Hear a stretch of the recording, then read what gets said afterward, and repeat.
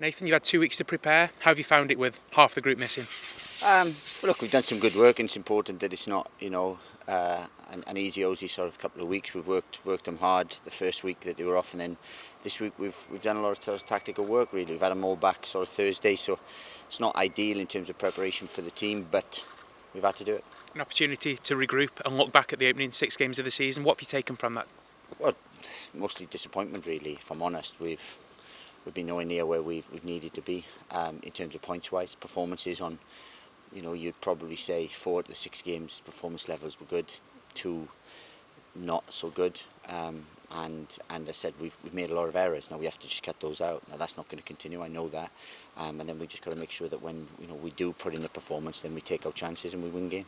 You've had the big group back now for the last 48 hours, a game tomorrow. Is it a new start now? Do you feel like this is a start to really start the season? Well, look, it's you can say that, and there's a lot of cliches and so on, but no, look, we're in a false position, we believe, in terms of where we should be.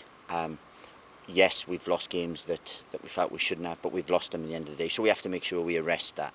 A lot of our work has been excellent. We had a very good pre-season. For the first 4 games of the season, I thought some of the performances were excellent. They really were. Derby, Wigan away, Charlton away, apart from about 8 or 9 minute spell. So look, we've been in a good place, and football's fine margins. It really is. So now, yeah, it can. We've given them a little. We've had a little bit of time to reflect. We've had a Saturday without a game, so hopefully now we can. Our season can kick-start now. You've seemingly kept morale high. The atmosphere looked really good out there today. Well, it's important you do that because if we were a really poor side and we're really getting beaten comfortably week in week out, then look, it'd be difficult. But these realise that they're better than what they're showing, or better than the rewards we're getting. And because it's Stoke, only having 1 point, if we had 6 or 7, which is probably what we deserved, then yeah, it wouldn't be ideally the start we wanted, but it wouldn't be a real poor start, if you like. So look, we just got to make sure that we're focused on Saturday. That's all we can affect now. We can't do anything about the past, apart from trying to put it right. You welcome a Bristol City side who are coming flying with confidence. Yeah, they've had a good start to the season, and as I said, they had sort of tough start with Leeds, but Leeds is a very, very tough game. They've gone away and got results. They play in a certain way, so we're going to have to be prepared for that. And as I said, they're in a far better position than we are, so we'll respect that, but we'll be ready. We've got plenty of competition for places. Any injury concerns? Look, it's more so fatigue really, because the likes of Peter Atebo and people and James McLean and Scott Hogan and Joe Allen have had international games, and in Peter's case a lot of travelling as well, so it's not ideal. So it's not so much injury, it's more sort of fatigue and looking at the freshest, best team we can put out. And you've had the transfer window close officially. You've got the players that you've got now. Badou's one of those. I'm sure you're happy to have him here.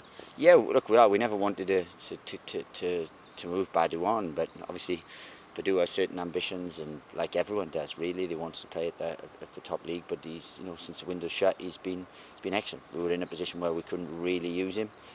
Because if something did come in and we were made fully aware of the interest he had, then it would be wrong to sort of play him if we were going to sell him a week or 2 later. So look, we've had to be patient with it. It's not been ideal. It's never ideal with the European window shutting later than ours. But we've had to. That's what happens in modern day football. And the best thing for the likes of him now is to show his best football on the pitch for you. Well, he's a footballer. He gets paid to play football. That's all of them. So they've. I'm sure that yes, there are certain people wanting certain things to happen in life, but if they don't, then you make sure that you are committed to what you can achieve and committed to what you can control, and that's what he can. But look, I've had no problem about it from the time I met him in May.